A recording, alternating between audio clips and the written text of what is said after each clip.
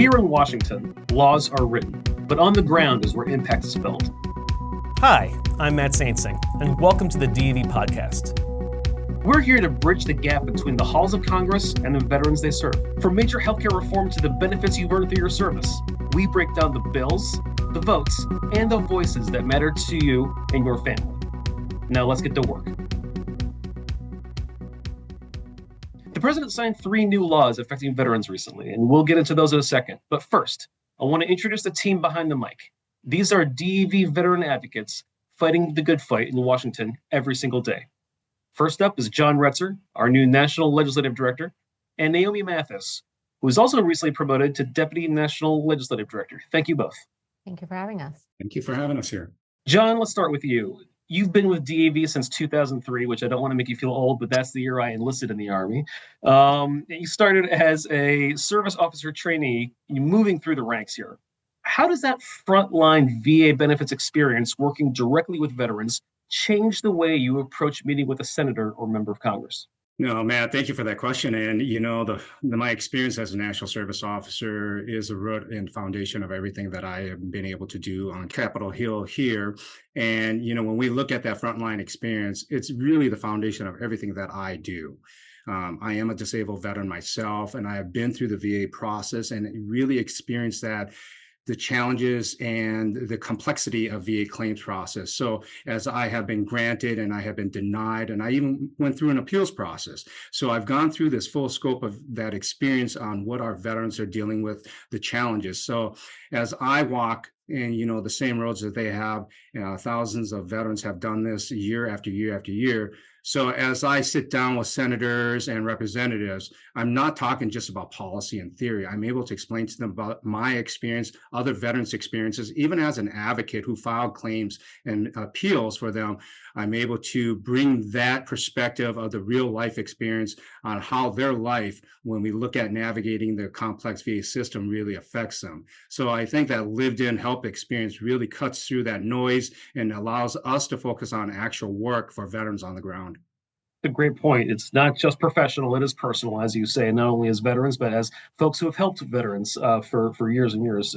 Now, Naomi, you're a combat disabled Air Force veteran who served during the Iraq War, and you've also lived the very issues DAV is fighting for. When you're testifying before a committee, or if you're advocating for health equity, how much of your own journey as a veteran and as a mother informs the arguments you make?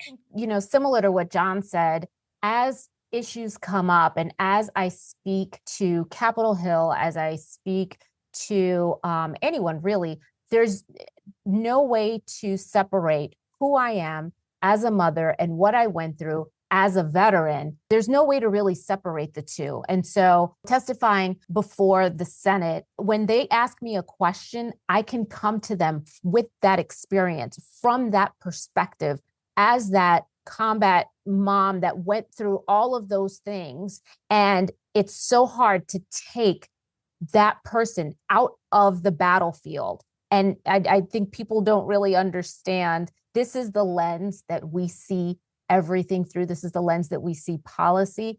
And so this is the lens that we will continue to advocate on behalf of all of us. You're both stepping into your new leadership roles during a very busy time in DC. What are you most eager about regarding this new chapter of DAV's legislative team? So, Matt, for me, it's really a chance to build on the momentum that we've already created while helping shape the next phase of DAV's advocacy. We have a great legislative team here that's made up of veterans who really do understand that system of complexity and what is really needed. And it's not just on paper. And with that lived experience that we all have and the perspectives that we have with regards to our work makes it more credible and more effective. So I'm really excited to continue to mentor the talent that we have and strengthen our relationships on Capitol Hill, and really to take that veterans challenges that we have in a real world situation into policy and make sure that we can deliver meaningful, lasting results so our veterans and their families are getting what they deserve. Yeah, I agree. It is a new chapter for us. We've gone through so much from seeing very little benefits or health care for women veterans, very little tailored care for a system that was built for men. We went from seeing that to now, we have VA clinics around the country that do offer separate entrances even for some of our women veterans into their own clinic. We went from having prostheses that are made for men to having prostheses now that you can have a high heel. So we went through so many things, and I think we are excited to pick up the mantle and to continue to drive on. For me, anyway, it's an honor and a privilege, and it is really exciting all the same. Excellent. And DAV has been involved in major legislative victories, like the PACT Act, which is the largest expansion of veterans benefits ever.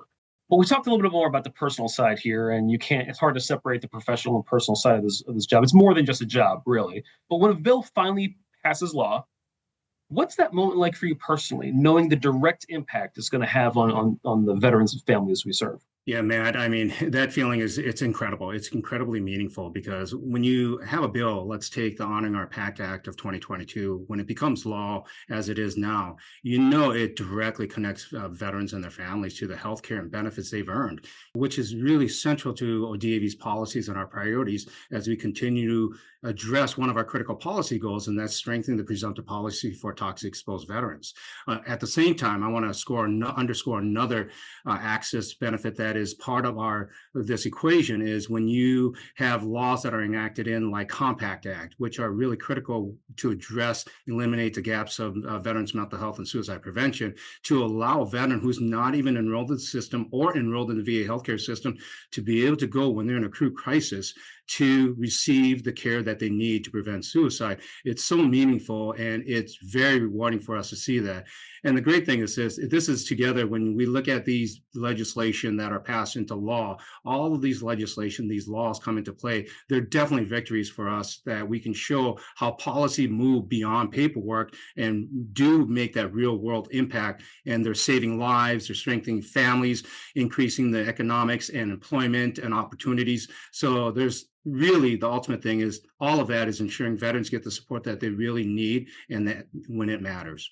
And I'll tell you this too, from a personal side, coming to DC, I was very excited to have the appointment. I was thrilled, of course. It's the opportunity of a lifetime for me. But one of the things that I knew I would miss would be that daily interaction with the veteran and me being able to get that instant gratification of helping a veteran with their claim and seeing them go from not having any benefits to now getting their benefits. And I knew I would miss that sort of instant gratification. But I will tell you that there is no greater to me and in my experience, in my career, no greater experience than to know that something that I have worked so hard for and we have burned the candle on both ends and really pounded the ground, and to see a law pass that directly affects veterans. The PACT Act, for example, directly affected me, but directly affects those on a grand scale. You can touch so many lives. It really, the hair on my arms are just, chilling up as we speak, because it really is amazing to know. And it just feels like you're really doing some good.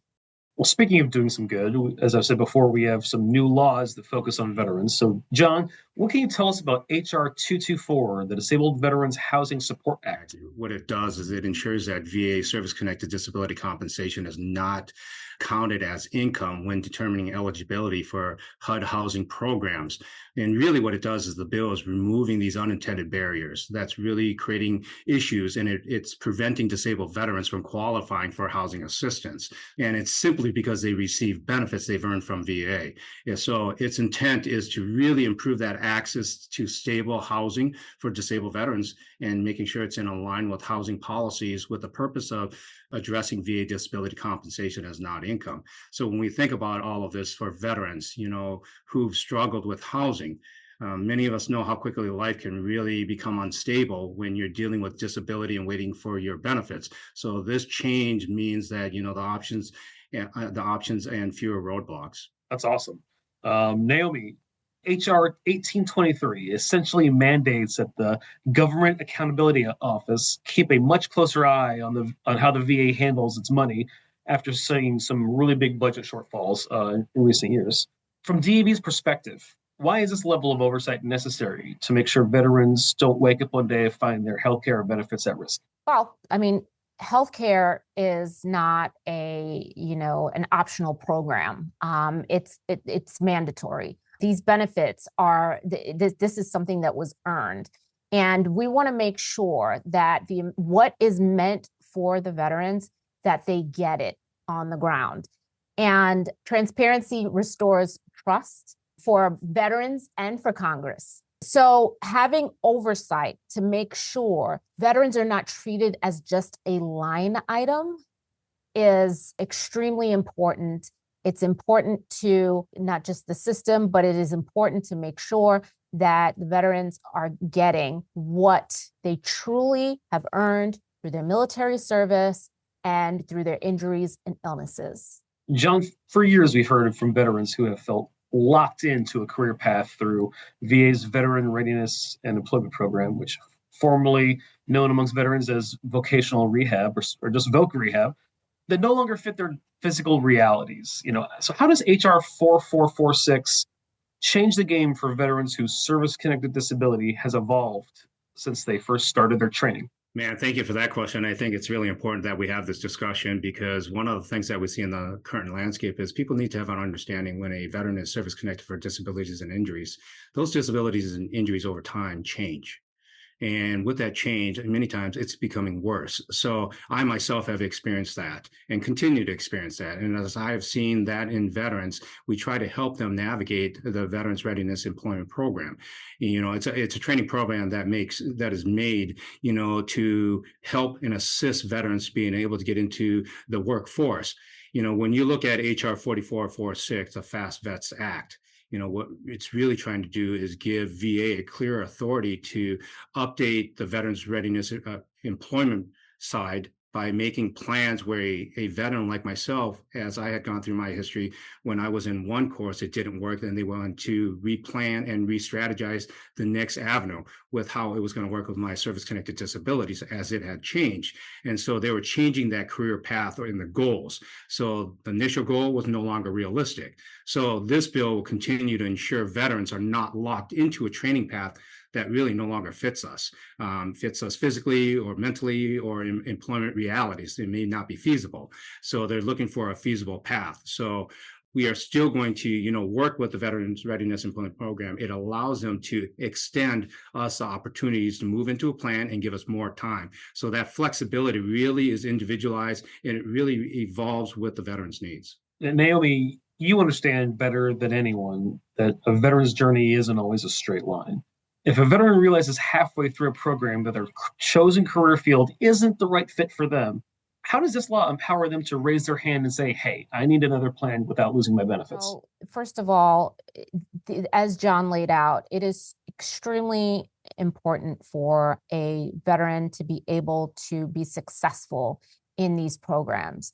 And in order for them to be successful, it may not look the way it did when they first entered the program. And so this allows the veteran to work with their counselor and really make those decisions, those hard decisions. It's not easy to go back and say, oh, this isn't gonna work for me, or oh, I need to, come out of this class and go into a different. It's not easy to admit that, especially when your health is potentially failing you, or you're not going as far in your rehab as you thought you would. Especially as a veteran, we're so used to finish the mission and at all costs. It really allows the veteran to work with the VA to find the plan that's going to work better for them. Together, John and Naomi lead our efforts, but our bench doesn't stop there. I'm also happy to introduce Kevin Miller, Assistant National Legislative Director, as well as Shamala Capizzi and Joseph Lamay, both Associate National Legislative Directors. Sham, let's start with you. You're a Marine Corps veteran, and you spent years as a National Service Officer and a transition expert. You help veterans at Fort Belvoir, Virginia, and right here in DC navigate the alphabet soup that is the VA. How does that experience of seeing exactly where the system breaks down for an individual veteran help you now that you're looking at the big picture here on Capitol Hill? So my time in the field showed me exactly where the system can fail an individual veteran, whether they're applying for benefits or trying to access VA healthcare. Now, so in this position I'm in, when I review bills, I focus on whether the intent will actually improve real issues or simply add to the confusion. So my frontline experience is always in the front of my mind, keeps my attention on practical solutions that can make sensible changes for veterans, their family members, surviving spouses, and caregivers. Excellent. And Joe, you've also come up through the ranks as a national service officer and supervisor in Georgia, as well as here in DC. And you've personally seen the challenges veterans face with adaptive programs and disability assistance. So what is the one issue you've seen on the ground that you are most determined to fix through policy? The adaptive policy I'd like to see improved would be for the VA to create a centralized case management system. Right now, responsibility for the adaptive programs are split between the Veterans Health Administration and the Veterans Benefits Administration.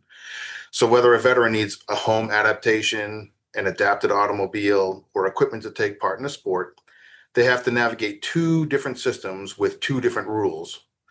So a centralized case management system that is staffed by well-trained liaisons could create a more predictable, more efficient process for the most severely injured veterans so they can more efficiently receive the adaptive equipment they need.